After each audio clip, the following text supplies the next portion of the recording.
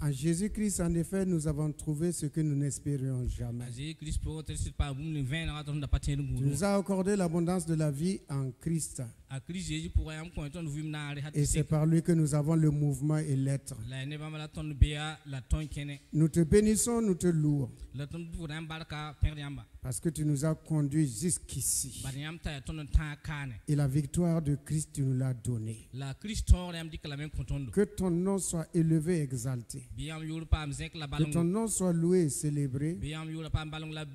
Pour la puissance du Saint-Esprit qui rend la lettre esprit et vie pour nous. Nous avons un cœur nouveau et un esprit nouveau. Sois loué pour la présence de chacun d'entre nous ce soir. Dans le nom de Jésus. Amen. Amen. Nous vous saluons dans le précieux nom de Jésus-Christ. Et nous continuons notre séminaire de Pâques. Et ce soir, nous arrivons au point capital de la venue de Jésus-Christ sur la terre. La crucifixion. La crucifixion. Hier, c'était la trahison. Et aujourd'hui, c'est la crucifixion. Ouvrons la parole de Dieu dans le livre de 1 Corinthiens 1. 1 Corinthiens 1.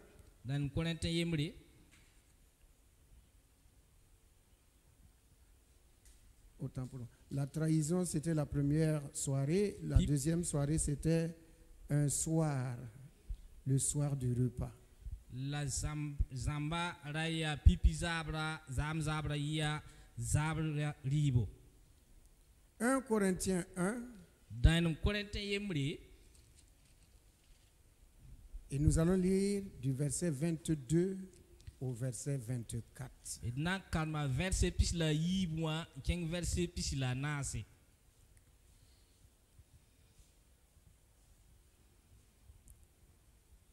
Il est écrit: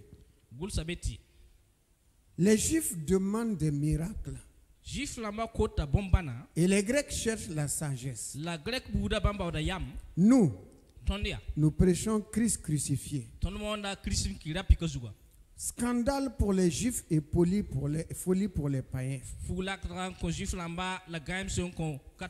Mais puissance de Dieu et sagesse de Dieu pour ceux qui sont appelés tant juifs que grecs. Que Dieu bénisse sa sainte et divine parole. Amen. Hier soir, nous sommes restés dans le jardin de Gethsémane. Et ce jardin de Gethsémane nous rappelle un autre jardin qu'on appelait le jardin d'Éden. Et dans le jardin d'Éden, il y a eu ce que nous appelons la trahison, la rébellion. Car Adam a cédé sa gloire, son autorité à un inconnu. Quelqu'un qu'il ne connaissait pas.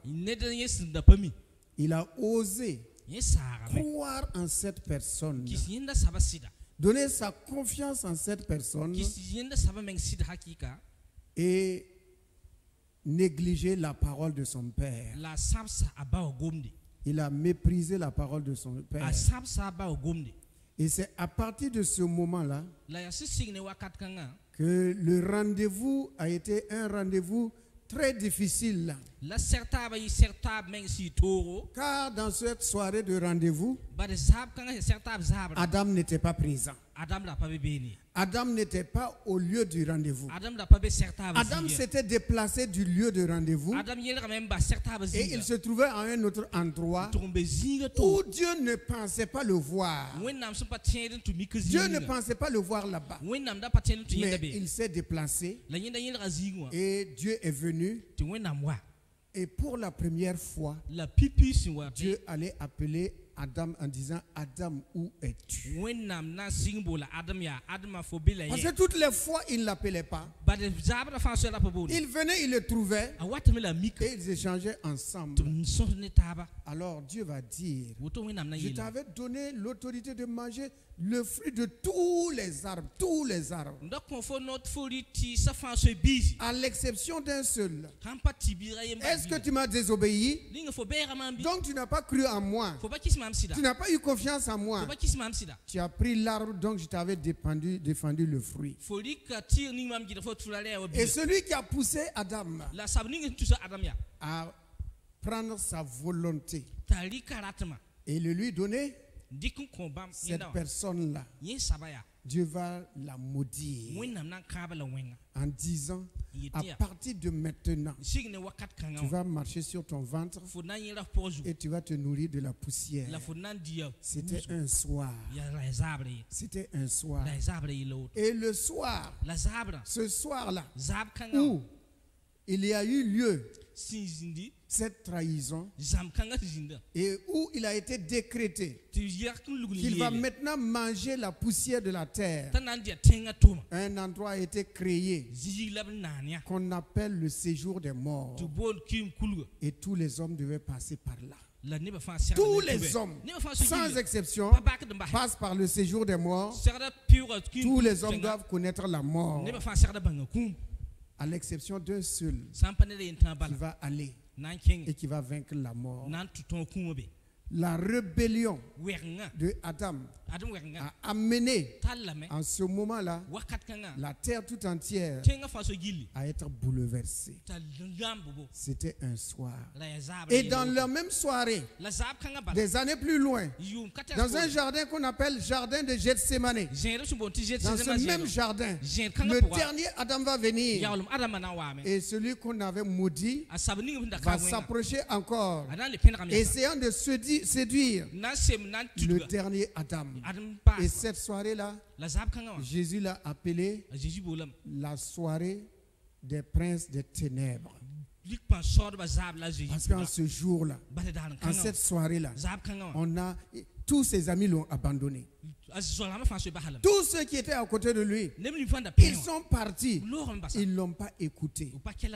Parce qu'il leur avait bien dit, pendant le repas, l'un de vous va me trahir. Et cela est arrivé. Et dans ce jardin-là, Adam, le dernier Adam, a dit, Père, si tu pouvais éloigner de moi cette coupe. Mais toutefois, non pas ma volonté, mais ta volonté. C'était la victoire. La victoire. Et pendant le repas, Jésus a prononcé une parole. Il a dit, j'ai vaincu le monde. J'ai vaincu le monde. Levez-vous. Allons d'ici. Ils sont allés. Et c'était le lieu de rendez-vous maintenant où les princes de ténèbres allaient venir. Ils sont venus. Et tous l'ont abandonné. Tous sont partis. Personne n'est resté. Sauf un. Jean. Qui est resté et qui l'a suivi de loin. Bien aimé dans le Seigneur, en cette nuit-là, quelque chose encore va se passer. Ils vont l'arrêter. Et celui qui allait le trahir, il l'a appelé mon ami. Il a dit mon ami. Jusqu'à la dernière minute, il a appelé Judas mon ami. Et il dit à son ami, c'est par un baiser que tu vas trahir le Fils de l'homme. Par un baiser, tu vas trahir le Fils de l'homme. Il n'a pas dérobé sa joue. Il n'a pas dérobé sa joue. Il a donné sa joue à Yahweh. Et le traître a posé un baiser de trahison. Parce que Jésus lui-même avait dit, si on vous gifle sur la gauche, donnez la droite. Offrez aussi la droite. Et c'est là qu'ils l'ont saisi. Et cette nuit, il va passer dans 3 tribunaux différents. Il va passer dans 3 tribunaux différents. Et personne n'était là pour le défendre. Il n'avait pas d'avocat.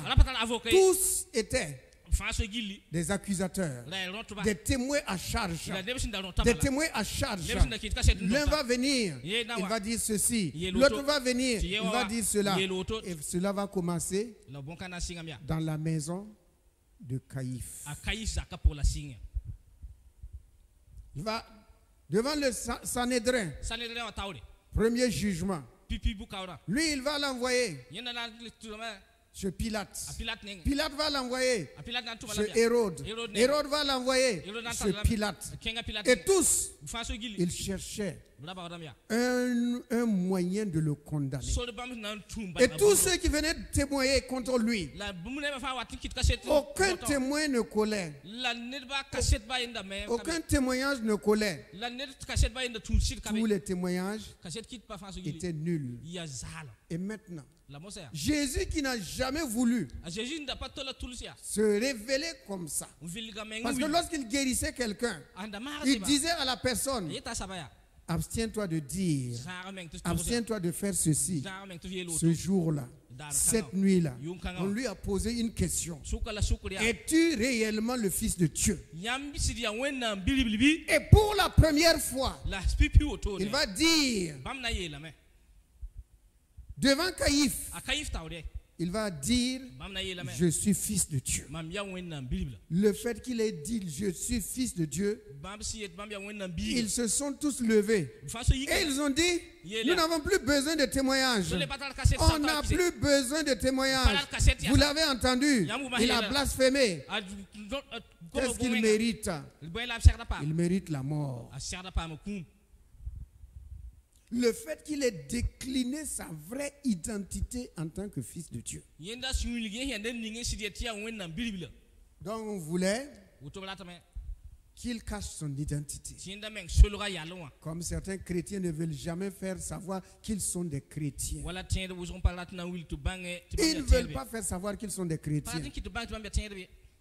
Devant la foule, ils ne prient pas. Devant les gens, ils ne veulent pas faire comprendre qu'ils sont nés de nouveau. Cependant, on ne peut pas suivre 2 maîtres à la fois. Celui qui a honte de moi, dit Jésus, j'aurai honte de lui aussi devant mon Père. Et devant Pilate. Pilate aussi va lui poser la question: qui es-tu? Parce qu'on l'accusait, il ne disait rien. On l'accusait, il ne disait rien. Pilate dit: tu n'entends pas? De combien de mal il t'accuse? Est-ce que tu es vraiment roi? Jésus lui pose la question: c'est quelqu'un qui t'a dit, ou bien tu l'as découvert de toi-même? Est-ce que quelqu'un t'a dit que je suis roi, ou bien c'est toi qui as eu la révélation? Et Pilate va répliquer: est-ce que je suis juif moi? C'est les grands sacrificateurs de ton peuple qui t'ont amené devant moi. Qu'as-tu fait? Donc tu es roi. Jésus dit: je suis roi. Je suis roi. Et le peuple maintenant va dire: nous n'avons qu'un seul roi. Nous ne connaissons qu'un seul roi, César. Nous n'avons qu'un seul roi, César. Ils ont trahi leur roi. Or, une semaine en arrière, toute la ville était émue. Toute la ville était émue.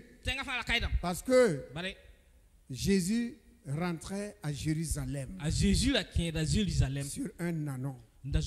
Et la foule criait: Hosanna, béni soit celui qui vient au nom du Seigneur. Hosanna, béni soit le fils de David.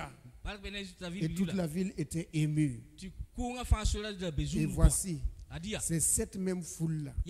Lorsque Jésus a posé la question: qu'est-ce que je dois faire du roi des Juifs?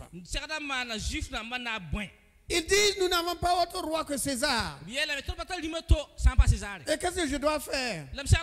Ils disent, crucifiez-le. Crucifiez-le. C'est ce qui nous amène à lire dans 1 Corinthiens 1, 1 Corinthiens 1, du verset 22 au verset 24. Les Juifs demandent des miracles. Et les Grecs cherchent la sagesse. Nous prêchons Christ crucifié. Scandale pour les Juifs et folie pour les païens.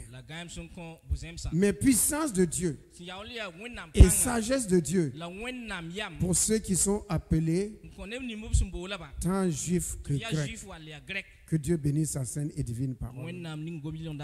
Alléluia. 2 événements importants vont se passer lors de la crucifixion. 2 événements très importants qui vont se dérouler durant la crucifixion. Ils l'ont amené parce qu'ils ont réclamé à César qu'il voulait qu'il meure. César a consenti à leurs besoins.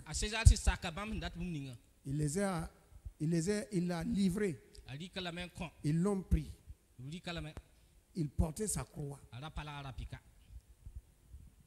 Cette croix pesait lourd.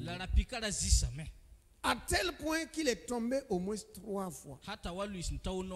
Et quelqu'un qui était de passage, qui revenait des champs, ils l'ont pris pour lui dire, aide-le à porter la croix. Et cet homme l'a aidé. Il s'appelle Simon de Cyrène. Il ne comprenait rien. Il ne saisissait rien. Il est paysan. Qu'est-ce qu'il a à voir avec la croix de Jésus-Christ? Bien-aimé dans le Seigneur, qu'avons-nous à voir avec la croix de Jésus? Simon ne comprenait rien. Simon de Cyrène ne comprenait rien. Mais plus tard, il va comprendre. Parce que son nom va être cité plus tard encore. Il va découvrir que la personne qui l'accompagnait, qui était défigurée, qui était méconnaissable, qu'on avait déshabillé, était le rédempteur du monde, était le sauveur du monde.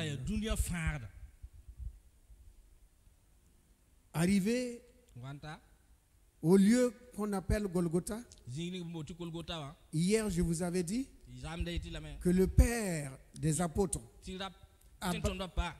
Abraham, Dieu lui a dit d'aller sur le mont Morija pour offrir son fils, son unique fils, le seul de la promesse. Mais Dieu a arrêté la main d'Abraham.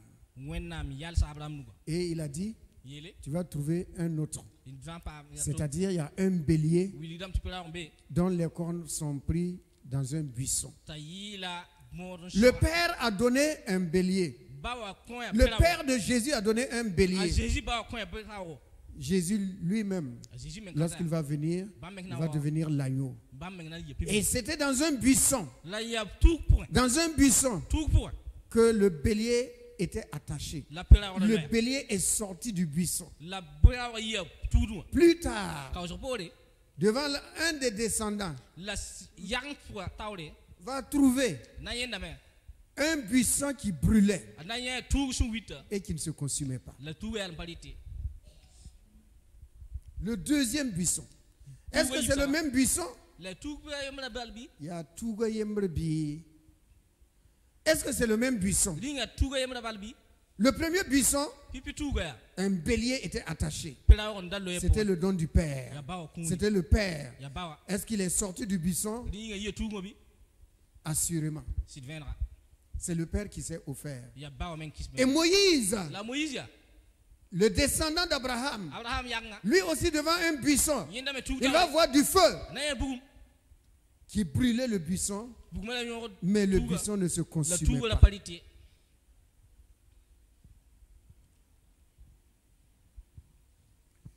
Jésus, Jean-Baptiste l'a présenté comme l'agneau de Dieu.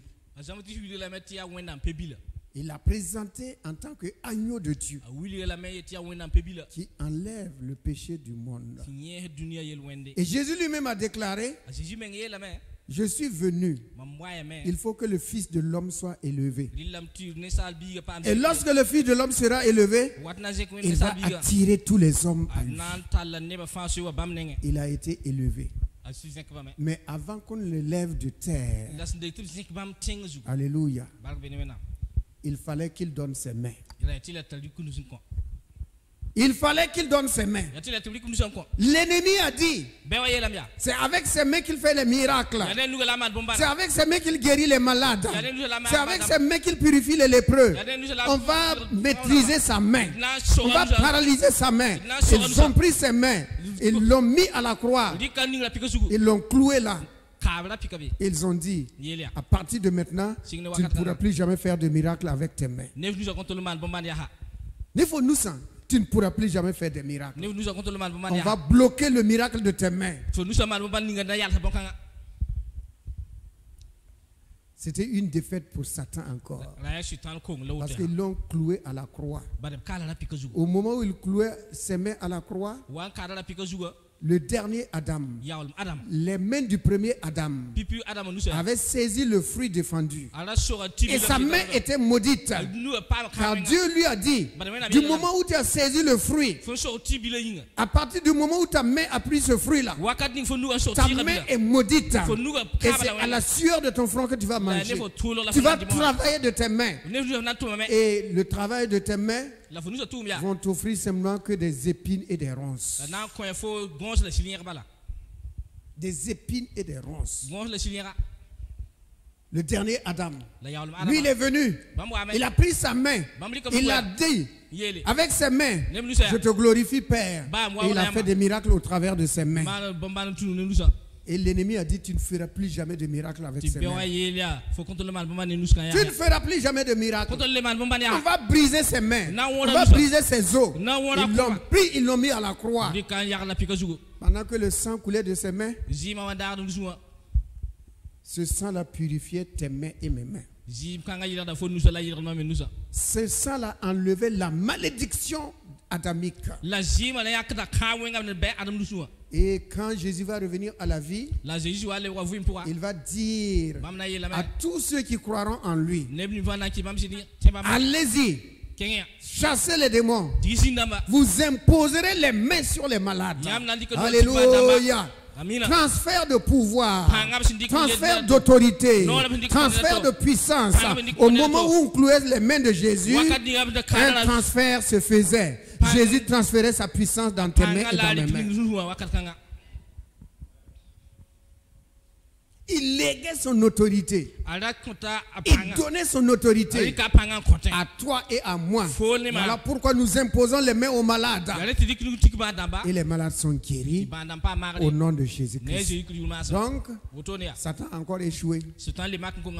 Comme d'habitude. Comme d'habitude. Et depuis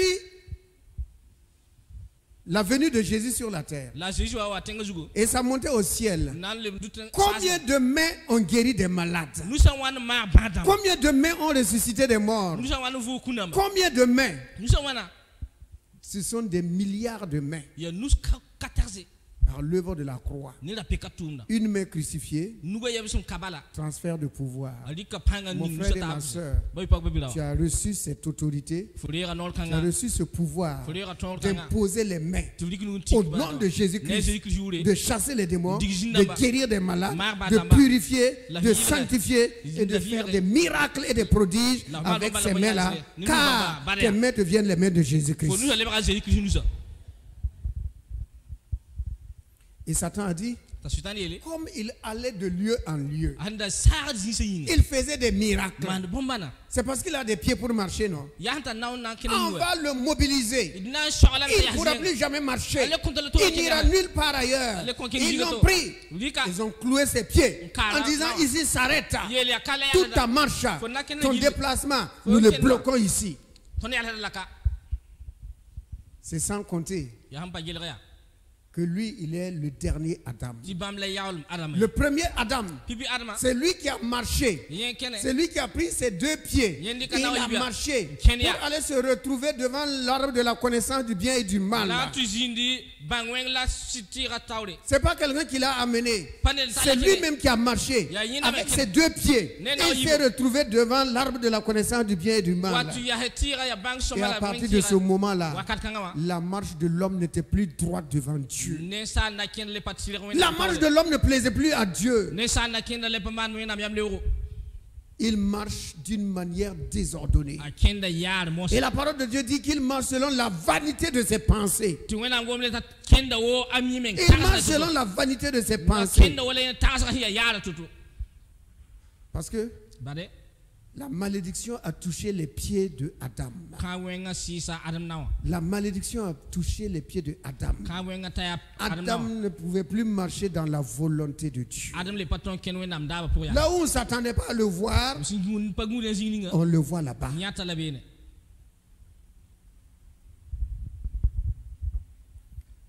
Il est écrit que Jésus parcourait la Galilée. Il parcourait la Galilée, allant de lieu en lieu, guérissant des malades, purifiant les lépreux. Parce que la puissance de Dieu était avec lui. Satan dit, tu ne marcheras plus, tu ne bougeras plus, on va te bloquer. Finis ton ministère. Et pendant qu'on le clouait, son sang qui coulait, c'était pour purifier ta marche et ma marche. Alléluia. Afin que nous marchions en nouveauté de vie. Nous marchons en nouveauté de vie. Et ne plus marcher selon la vanité héritée des pères.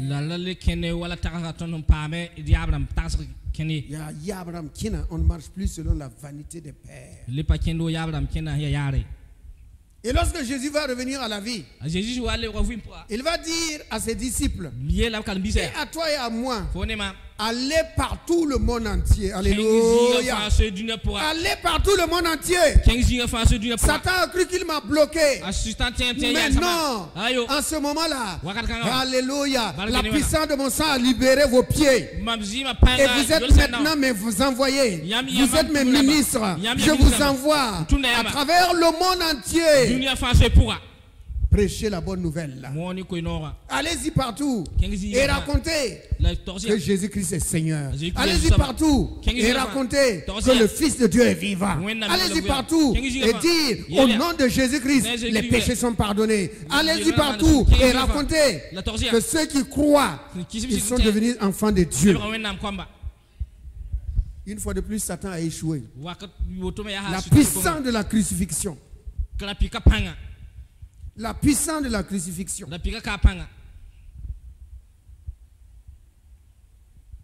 Les soldats romains,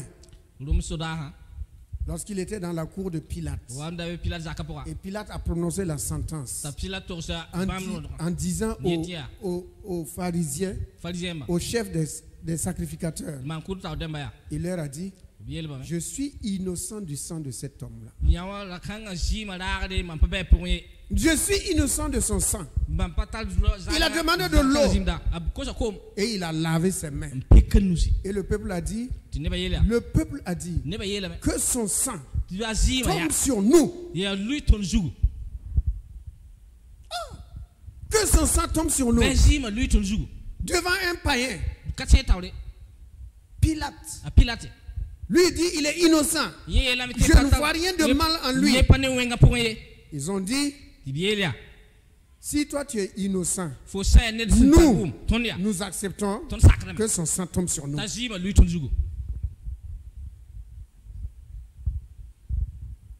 Le Fils de Dieu, il a souffert.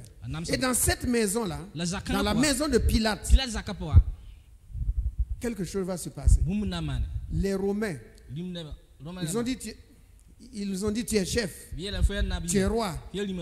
Jésus a dit oui, je suis roi. Mais il n'y a pas de roi sans couronne. Il faut qu'on te couronne. Ils ont pris des épines et ils ont fait une couronne.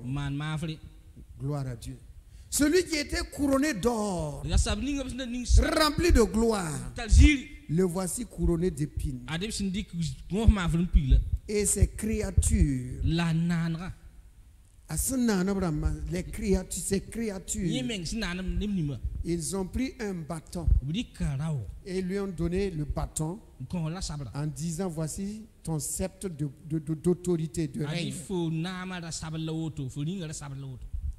Et en même temps, il prenait encore ce bâton et il frappait sur sa tête, sur les épines, afin que les épines pénètrent profondément. Satan, par là, voulait signifier: tu as les pensées de Dieu. Tu as la sagesse de Dieu. Parce qu'il est écrit que personne ne pouvait résister à son enseignement. À tel point qu'un jour, ils ont voulu l'accuser en lui posant la question: est-ce qu'on doit payer le tribut à César? Est-ce qu'on doit payer l'impôt à César? Jésus a dit: présentez-moi une pièce. Ils ont présenté la pièce et il leur a posé la question: c'est l'effigie de qui? C'est l'image de qui est sur cette pièce? Ils ont dit: c'est César. Alors Jésus dit: ok, vous-même vous l'avez dit. C'est César qui est sur la pièce. Donc retournez à César ce qui est à César. Mais ce qui est à Dieu, remettez à Dieu ce qui est à Dieu aussi. Ils étaient tous dans la confusion. La sagesse avec laquelle, l'intelligence avec laquelle,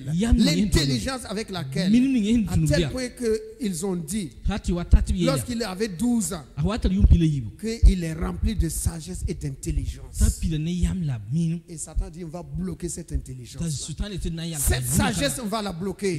Cette connaissance, on va la bloquer. En enfonçant des épines dans sa tête. Ça devait faire mal, ça devait souffrir, et le sang coulait. Et ce sang qui coulait, ce sang purifie nos pensées. C'était pour purifier tes pensées et nos pensées. Parce que nous avons des pensées mauvaises. Nous avons des pensées impures. Nous avons des mauvaises pensées qui circulent sans arrêt. Sans arrêt. Mais il fallait arrêter cela. Le Fils de Dieu l'a arrêté lorsqu'il a porté la couronne d'épines. Et il dit: ici s'arrête, ici maintenant s'arrête, les pensées mauvaises, les pensées impures. Voilà pourquoi l'Écriture dit que tout ce qui est vrai, tout ce qui est honorable, tout ce qui mérite l'approbation soit l'objet de vos pensées. Parce que les vieilles pensées sont passées. Christ l'a porté. Christ l'a porté. La prédication de la croix, une folie. Une folie. Il ne peut pas comprendre. C'est le premier acte. Et ce n'est pas terminé. Les chefs ont dit, comme on doit manger, comme il y a la Pâque, et il faut qu'on les tue, qu'on les mette à mort et qu'on descende leur corps. Qu'on descende leur corps. Pour que leur corps ne reste pas le jour de la Pâque sur des croix. Et revenons-en à cette croix-là. Revenons-en à cette croix. À cette croix, elle n'était pas seule. Il y avait 3 croix. Et il y avait une conversation des 3 personnes. Ces 3 personnes vont converser en dehors de la foule, en dehors des Romains. Ces 3 personnes, ils allaient aussi échanger, ils allaient parler. Le premier, qui était à gauche, lui, il a épousé la pensée de la foule. Parce que l'Écriture dit que là où Jésus était crucifié, non seulement c'était sur une colline, mais c'était au bord de la route. C'était au bord de la route. Afin que tous ceux qui passent par là, que personne en passant par là ne le voit pas. Et parce que c'est au bord de la route et c'était sur une colline, afin que personne ne dise qu'il ne l'a pas vu. Personne n'est excusable pour dire qu'il ne l'a pas vu. Et chacun de nous son opinion. Ce qu'il pensait de celui qui était à la croix. Chacun donnait sa pensée. Ce qu'il croyait de lui. Ce qu'il pensait de lui. Et la majorité disait, oh, si tu es le Fils de Dieu, descends. Descends. Fais une démonstration. Descends. Démontre que tu es le Fils de Dieu. Et d'autres l'injuriaient. Et d'autres se moquaient de lui. Ah, il a sauvé les autres. Sauve-toi toi-même. Donc je disais que celui de gauche, lui, il a épousé la pensée de la foule. Et des Romains et des sacrificateurs. Il s'est mis aussi à s'adresser à Jésus négativement. Un brigand. Un voleur. Il est sur le point de mourir. Sur le point de mourir. Et on ne meurt pas deux fois. Parce que la parole de Dieu dit qu'on meurt une seule fois. Après quoi vient le jugement. Je crois que c'est Hébreux 9, verset 27. On ne meurt qu'une seule fois. Et après vient le jugement. Il était sur le point de mourir. Et Dieu lui donne le privilège de choisir là où il devait passer l'éternité. Ce n'est pas la mort qui est le problème, mais où il va passer l'éternité. Dieu a donné à ces deux-là le choix de leur éternité. Au moment où ils allaient passer de ce monde à l'autre côté, l'amour de Dieu, la grâce de Dieu, le privilège de Dieu leur a accordé de faire le choix. Là où ils vont passer l'éternité. Celui de gauche, lui, il va imiter la foule, la grande masse. Les gens pensent toujours que quand il y a une grande masse, c'est là qu'il y a la vérité. C'est faux. C'est faux. Ce n'est pas le nombre qui compte. C'est Christ le roi. Christ la colonne, la parole de Dieu, c'est elle qui est primordiale. C'est pas le nombre qui compte. Le nombre, nous sommes 2000, nous sommes 10 000, nous sommes 20 000, c'est pas ça qui compte. Ce qui compte, c'est le capital d'une assemblée. Et c'est égal aux chrétiens consacrés, nés de nouveau, créant Dieu, marchant dans la sainteté et ayant confiance en Dieu, qui ne s'assoient pas en compagnie des moqueurs, mais qui prennent plaisir à la loi de l'Éternel et la méditent jour et nuit. Ces chrétiens-là, ils ont une confiance en Dieu. Ils font une démonstration de confiance, une démonstration de foi. Ils ont la foi et ils démontrent leur foi. Dans les temps difficiles, dans les temps d'épreuve, ils font une démonstration de foi. Ceux-ci s'appuient sur leurs chars, ceux-là sur leurs chevaux. Nous invoquons le nom de l'Éternel, notre Dieu.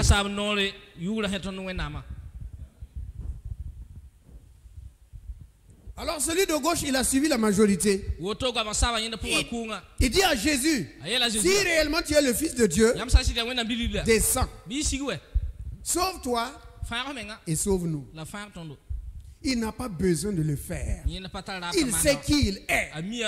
Et ce qui va arriver, et ce qu'il va faire, sa capacité, son pouvoir, sa puissance, l'autorité qu'il a reçue du Père, il va l'accomplir. Il ne lui a même pas répondu. Jésus ne l'a pas répondu. Il n'a pas répondu. Comme il n'a pas répondu à ceux qui se moquaient de lui, en lui disant de descendre.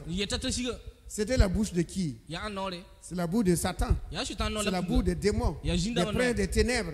Souvenez-vous, dans le livre de Luc 4, il est écrit que Satan l'a amené sur une haute montagne, sur le sommet du temple. Et lui a dit, si tu es le Fils de Dieu, allez, jette-toi à terre.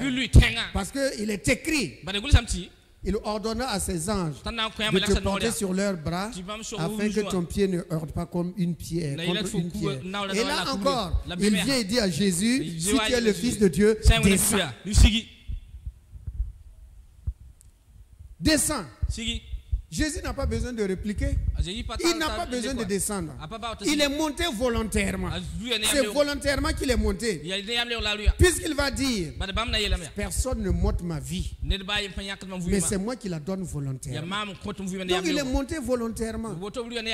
S'il voulait, il pouvait refuser. Mais il a opté de monter volontairement.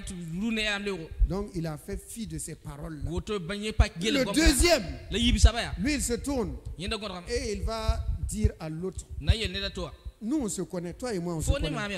Nous avons le même travail, la même profession. Nous sommes tous des voleurs.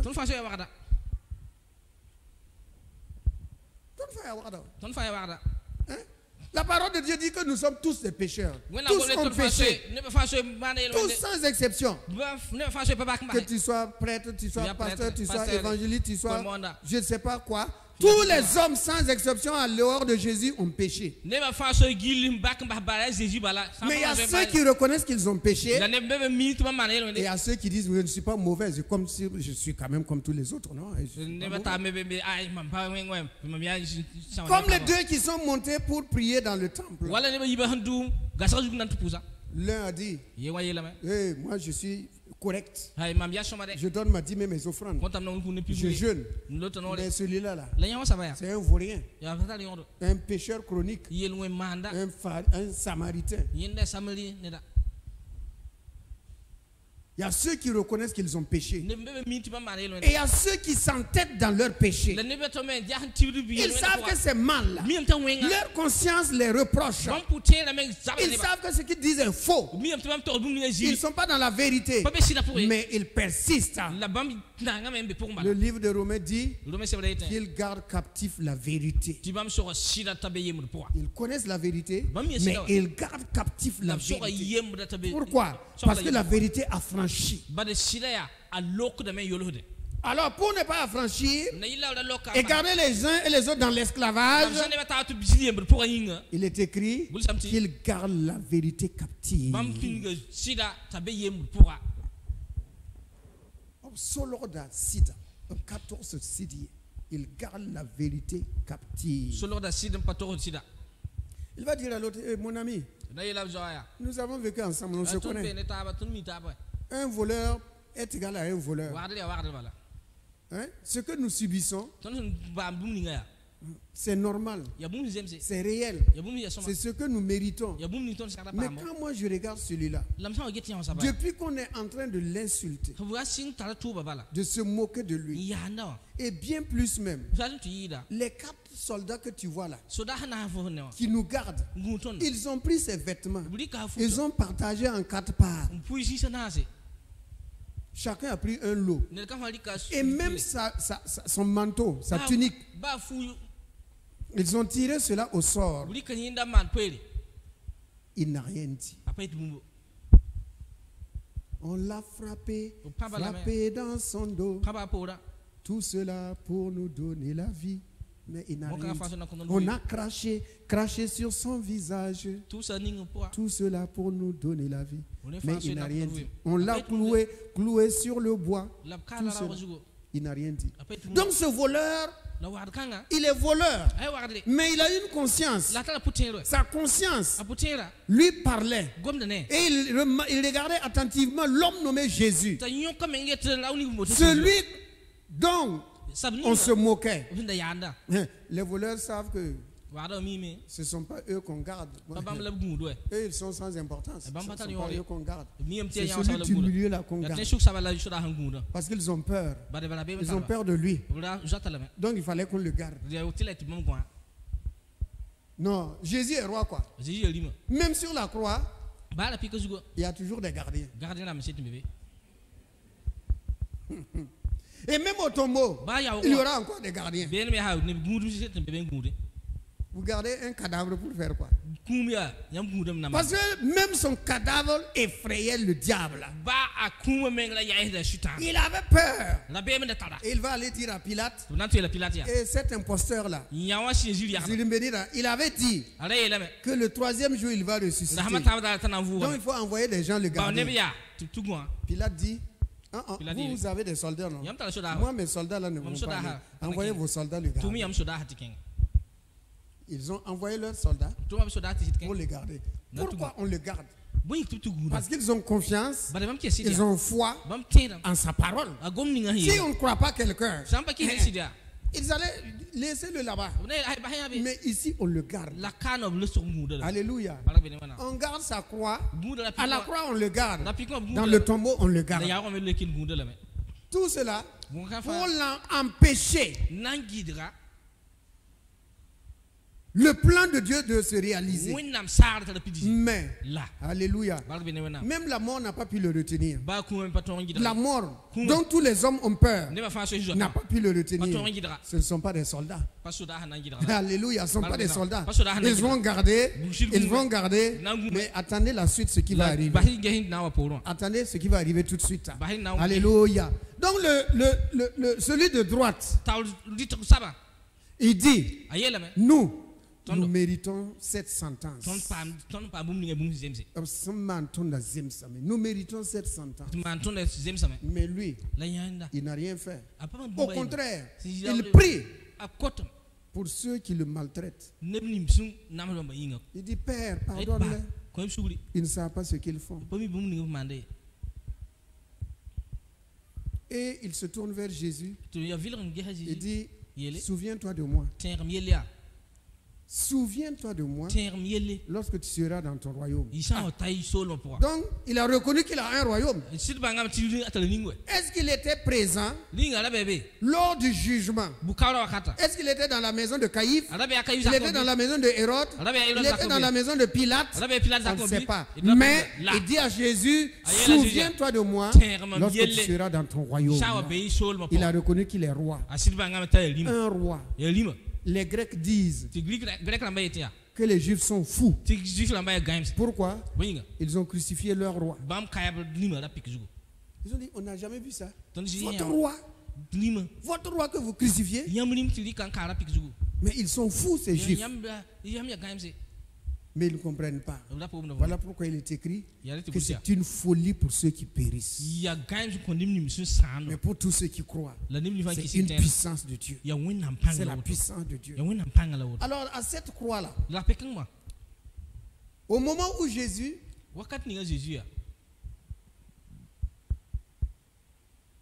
allait accomplir ce pourquoi il est venu sur la terre, il dit, j'ai soif. J'ai soif. Cependant, dans Jean 7, au verset 37, il a dit ceci: vous tous qui avez soif, venez à moi. Buvez, des fleuves d'eau vive couleront de votre sein.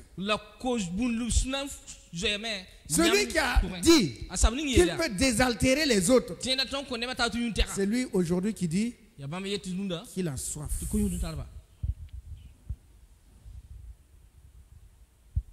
Seigneur Jésus,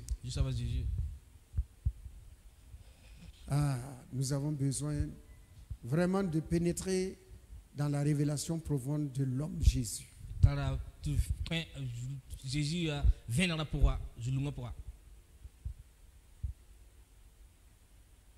Il dit, j'ai soif. Celui qui donnait à boire, c'est lui qui demande aujourd'hui à boire. Lui donnait de l'eau vive aux gens. Il a dit à la femme samaritaine, si tu bois de cette eau, tu auras toujours soif. Mais j'ai une eau que je vais te donner. Lorsque tu vas boire cette eau, tu n'auras jamais plus soif. C'est lui qui demande aujourd'hui à boire.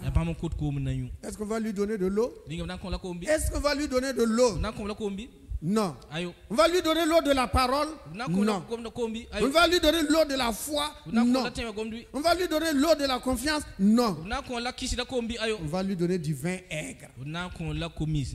Vinaigre. Vin aigre. Tout ce qu'il y a dans l'homme comme amertume va couler en lui. Va couler en lui. C'est du vin aigre. Ils lui ont donné ça.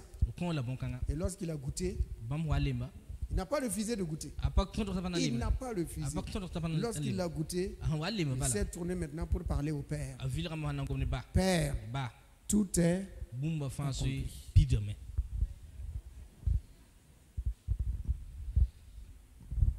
Tout est accompli. Et lorsqu'il a dit tout est accompli, quelque chose va se passer.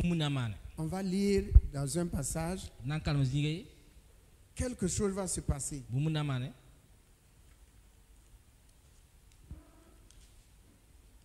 Matthieu 27, versets 51 à 52. Matthieu 27, versets 51 à 52. Et voici, le voile du temple se déchira en deux. Depuis le haut jusqu'en bas, la terre trembla, les rochers se fendirent, les sépulcres s'ouvrirent et plusieurs corps des saints qui étaient morts ressuscitèrent.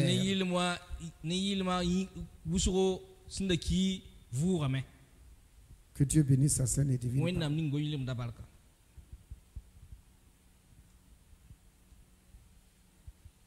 Au moment où il a dit Père, tout est accompli, entre tes mains je remets mon esprit, quelque chose va se passer. Le temple, le lieu d'adoration, il y avait un voile qui séparait le lieu saint avec le lieu très saint. Et ce voile-là va se déchirer sans le concours d'une main humaine. Ça a commencé par le haut. Alléluia. C'est Dieu lui-même qui a déchiré le voile. Le voile de séparation entre lui et les hommes. Le voile est déchiré. L'esprit de Christ l'a quitté. A quitté son corps. A quitté l'enveloppe. C'était la séparation. En ce moment aussi, la séparation qui existait entre Dieu et les hommes, Dieu met fin à cela. Et à partir de maintenant, où mon fils va descendre dans les endroits inférieurs de la terre. Alléluia. Alléluia. Au moment où il va descendre dans les endroits inférieurs de la terre, il n'y a plus de séparation entre l'homme et moi.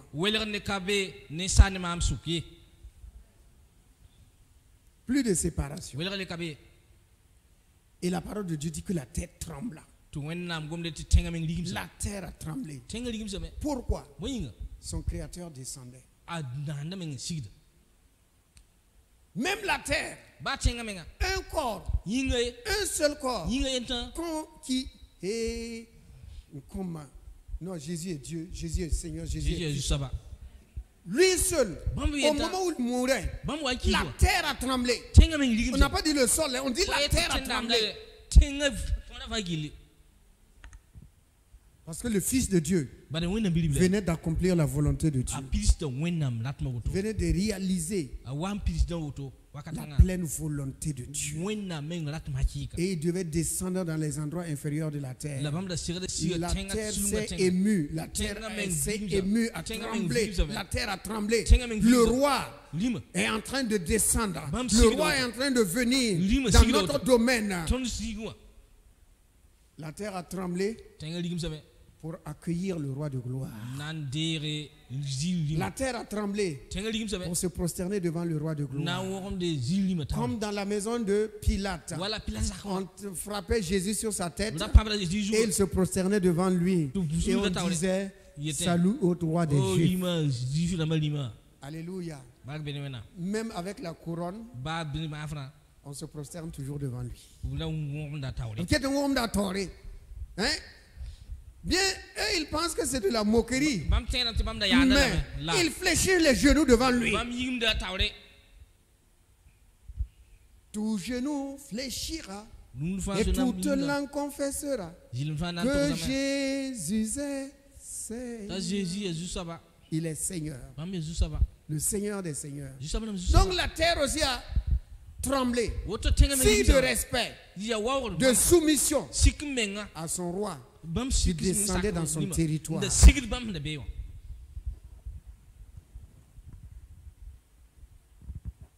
Avant qu'ils ne descendent, ils sont arrivés avec une lance. Ils ont percé son côté. Ils voulaient vérifier voir s'il était réellement mort. Ils ont percé son côté. Et la parole de Dieu dit que de l'eau et du sang a coulé. Pour que Ève vienne. Dieu a plongé Adam dans un sommeil profond. Et à son réveil, il a vu Ève. La belle Ève. La finesse Ève. La Ève sans pareil. Au milieu des animaux, elle est sans pareil. Elle est incomparable. C'est la Ève de Adam. Le dernier Adam, lui aussi, il va avoir son épouse. Mais lui, ce n'est pas un profond sommeil.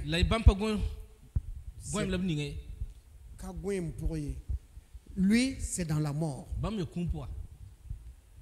Est-ce que de la mort, il peut avoir la vie?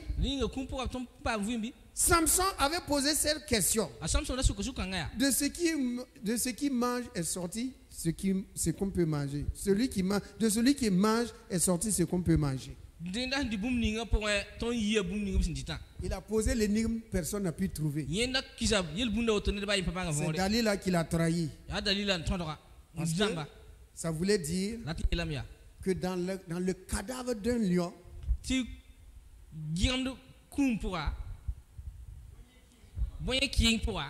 dans le cadavre d'un lion, on a trouvé du miel. Alléluia. Le cadavre, c'est qui? Le cadavre, c'est qui? Le lion de la tribu de... Dans sa mort, le miel est sorti. Il y a du miel, c'est-à-dire la bénédiction. Comme Dieu l'a promis, je vous donne un pays où coule le lait et le miel. Alléluia. Souvenez-vous, le premier soir, Abraham a donné du lait à Dieu. C'est ça? Hein? Il lui a donné du lait. Dieu dit à ta descendance, je vais lui donner un pays où coule le lait et le miel. Toi, tu m'as donné un bol de lait. Mais à ta descendance, je vais leur donner des fleuves de lait. Et il a ajouté du miel. Le miel, c'est le fils. Lorsqu'il est mort, le miel va couler maintenant. Alléluia. La bénédiction, la délivrance, la prospérité, la bonne santé, l'autorité, la puissance, la manifestation du don du Saint-Esprit va sortir du lion de la tribu de Juda. Et dans le livre de l'Apocalypse, premièrement, on nous le présente. On nous le présente comme un agneau qu'on a égorgé. Un agneau égorgé. Et par la suite, on nous présente un lion. Le lion de la tribu de Juda. Il est venu sur la terre en tant qu'agneau, mais il règne en tant que lion de la tribu de Juda.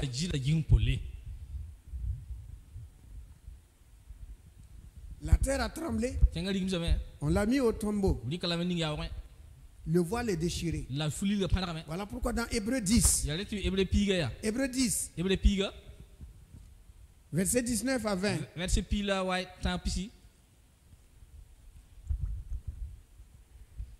il est écrit: ainsi donc, frères, puisque nous avons au moyen du sang de Jésus-Christ une libre entrée dans le sanctuaire par la route nouvelle et vivante qu'il a inaugurée pour nous au travers du voile, c'est-à-dire de sa chair. Au travers de sa chair. une route nouvelle a été ouverte. Le voile déchiré, une nouvelle route ouverte. Et c'est une invitation. Comme Dieu avait invité Adam à manger l'arbre de la vie, l'arbre de vie, Dieu nous invite à prendre le chemin que Jésus a tracé au travers du voile de sa chair. Et ce chemin-là, Dieu l'appelle le chemin étroit. Il dit le chemin large. Plusieurs prennent le chemin large. Mais le chemin que mon fils a tracé au travers du voile de sa chair, c'est un chemin étroit. Et il y en a peu qui trouvent ce chemin. Mais toi et moi, si nous sommes là, c'est parce que nous sommes sur ce chemin étroit.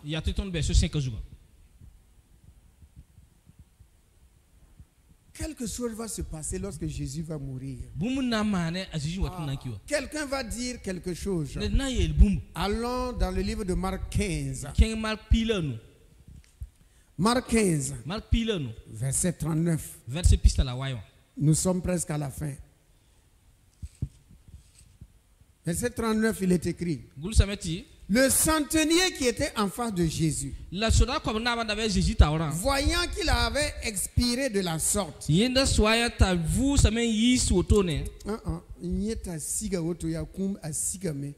quand quelqu'un meurt, on dit a expiré de la sorte, dit assurément cet homme était fils de Dieu. Alléluia. Alléluia.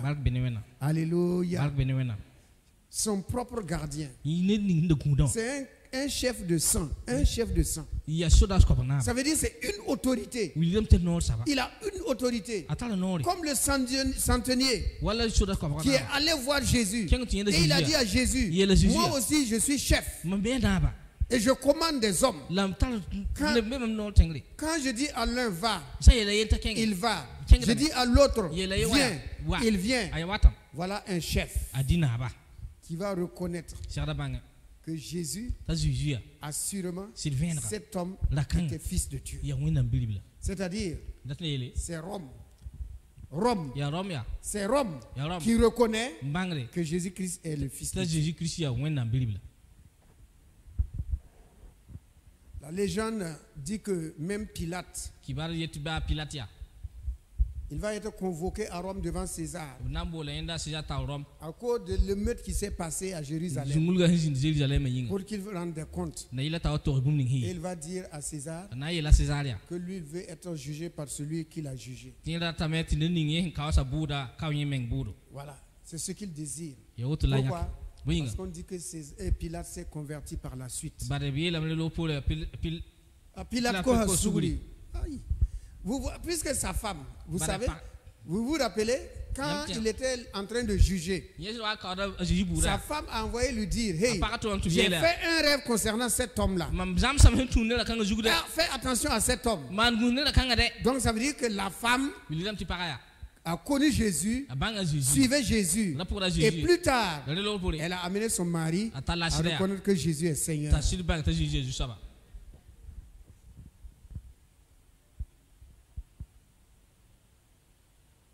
Alléluia.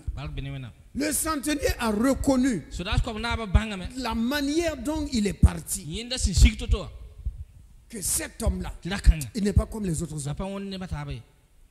C'est pas la première fois qu'il assiste à des gens qui meurent. Il a assisté à des centaines de personnes qui meurent. Puisque c'est lui aussi qui était le gardien des crucifiés. C'est lui leur chef aussi. Et voilà. Mais il a vu plusieurs personnes mourir. Mais cette mort-là a attiré tellement son attention. Cette mort n'était pas comme la mort des autres. Cette mort était différente des autres morts. À tel point qu'il s'est écrié. Il s'est écrié.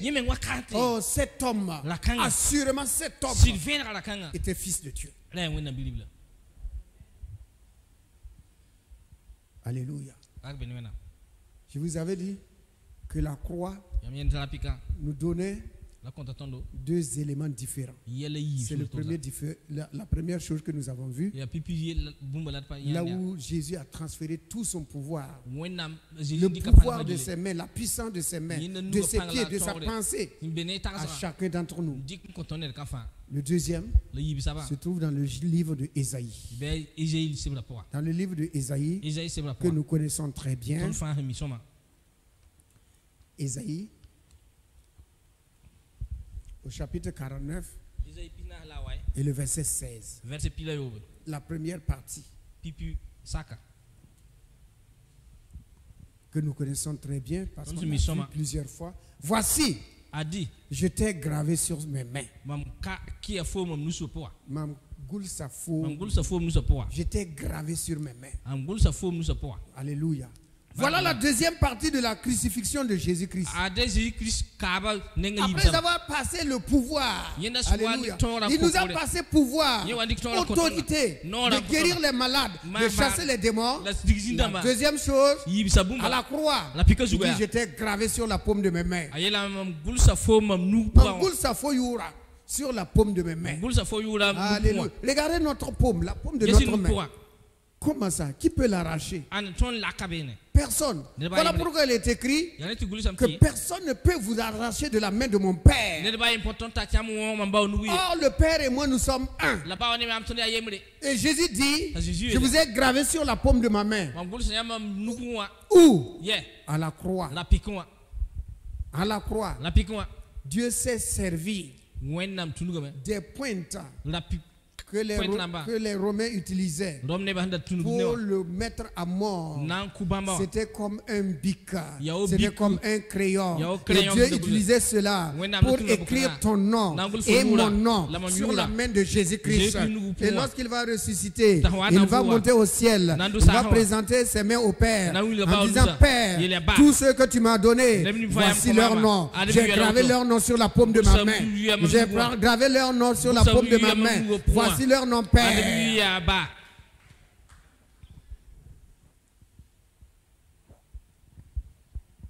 La crucifixion. Voilà l'objectif et le but de la croix de Jésus-Christ. Nous allons voir la suite après. On va le descendre à la croix. Et Luc nous raconte comment on l'a descendu de la croix. Nous allons lire cela, on va s'arrêter. Dans Luc 23 et le verset 55. Luc 23, verset 55. Il est écrit au verset 55, les femmes qui étaient venues de la Galilée avec Jésus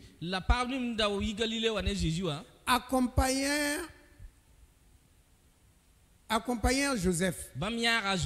Non, je reprends. Les femmes qui étaient venues de Galilée avec Jésus accompagnèrent Joseph. Ils virent le sépulcre et la manière dont le corps de Jésus y fut déposé. Amen. On ne fait mention d'aucun homme. Mais on dit les femmes qui avaient accompagné Jésus depuis la Galilée. Elles ont été fidèles. La fidélité. On suit Jésus dans toute sa fidélité, dans toute la fidélité de l'homme. Et ce sont les hommes qui étaient absents. Il y a un historien qui a dit que si les femmes étaient dans le jardin des oliviers avec Jésus, ils n'allaient pas fuir comme les pierres et les autres. Ils n'allaient pas fuir.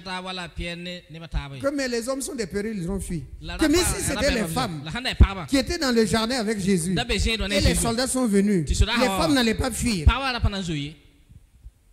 Ce n'est qu'une hypothèse. C'est pas vrai.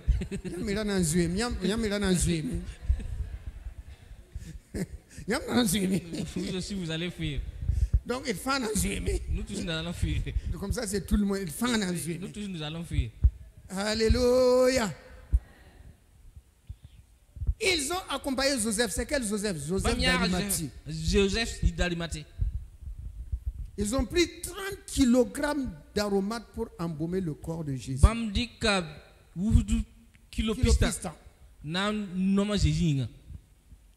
kilos. Lisez, c'est écrit 30 kilos pour embaumer le corps de Jésus. Ils sont allés le mettre dans un tombeau tout neuf. Tout neuf. Il ne fallait pas que le corps de Jésus rentre dans un tombeau où il y a déjà la corruption. Non. Parce que lui, il est saint. Il est unique. Il a fait. Quelqu'un a creusé. C'est Joseph qui a creusé ce tombeau-là. Il ne savait pas qu'un jour, il allait prendre ça pour donner à Jésus. Et c'est là qu'on l'a mis. Et les femmes ont vu là où on l'a mis. Et ce sont les femmes qui vont aller raconter maintenant aux hommes. On sait où on l'a mis. Hein? Et nos jeunes barbus là vont dire, vous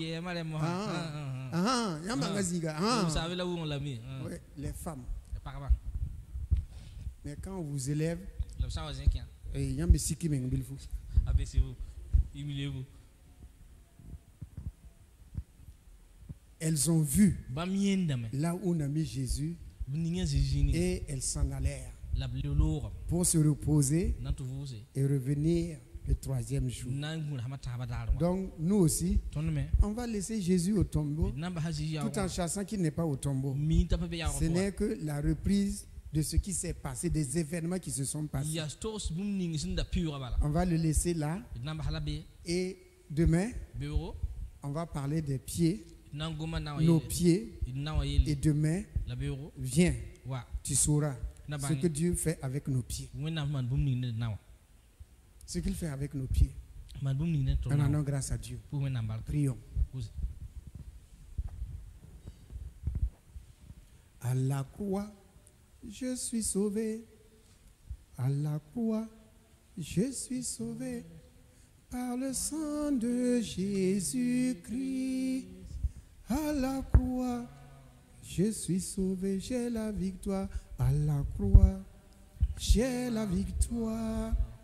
À la croix, j'ai la victoire. Par le sang de Jésus-Christ. À la croix, j'ai la victoire. Je suis guéri. À la croix, je suis guéri. À la croix, je suis guéri par le sang de Jésus-Christ. À la croix, je suis sauvé. À la croix, j'ai la vie. À la croix, oh moi j'ai la vie. Par le sang de Jésus-Christ. À la croix, oh j'ai la vie. Je suis sauvé. À la croix, je suis sauvé. À la croix, je suis sauvé. Par le sang de Jésus-Christ. À la croix, je suis sauvé. Alléluia. Remercions le Seigneur pour l'œuvre salvatrice réalisée à la croix. Une folie, la croix c'est une folie pour ceux qui périssent. Mais pour toi et pour moi, c'est la puissance de Dieu, c'est la sagesse de Dieu. Quand on parle de la croix, ce n'est pas celle que l'on porte autour du cou, ça n'a aucun sens. Ça n'a aucun sens. Jésus n'est plus à la croix. Jésus est auprès du Père. Et bien plus, il est en nous. Le Christ en nous. L'espérance de la gloire. Car il est venu. Il est venu. Et par la croix, la loi de l'esprit de vie nous a affranchis de la loi du péché et de la mort. La loi de l'esprit de vie en Jésus-Christ nous a affranchis de la loi du péché et de la mort. Et a fait de nous des hommes nouveaux, des femmes nouvelles. Ce qu'on appelle la nouvelle créature. Le premier Adam a échoué. Le dernier Adam a tout restauré. Il a tout restauré. Alors ce soir, nous allons mettre à terre, sous terre, tout sous terre, tout ce qu'il y a dans nos cœurs, les blessures, les incompréhensions, les maladies, et les rébellions, les insoumissions. Oh, tout cela descend avec Jésus. La pauvreté descend là-bas, descend avec Jésus. Les échecs répétés, les pensées impures, la défaite, le long célibat, la concoudre. Tout cela descend. La stérilité descend. Le manque de travail descend. Le manque de mariage descend. Le manque de paix. Tout cela va descendre ce soir dans le tombeau. Joseph d'Arimathie. Dans le tombeau de Joseph d'Arimathie. Symbole de là où Jésus est descendu. Car il est écrit que nous sommes morts avec Christ. Nous avons été ensevelis avec Christ. Et nous allons ressusciter aussi avec lui. Mort avec Christ, enseveli avec Christ, et nous allons ressusciter avec lui.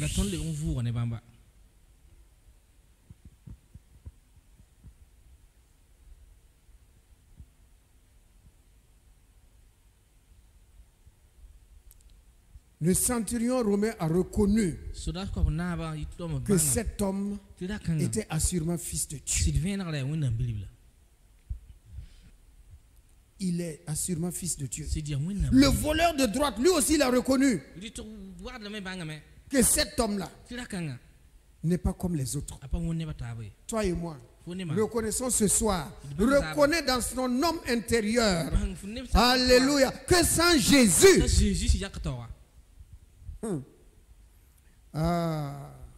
sans Jésus, nous ne pouvons pas être ce que nous sommes.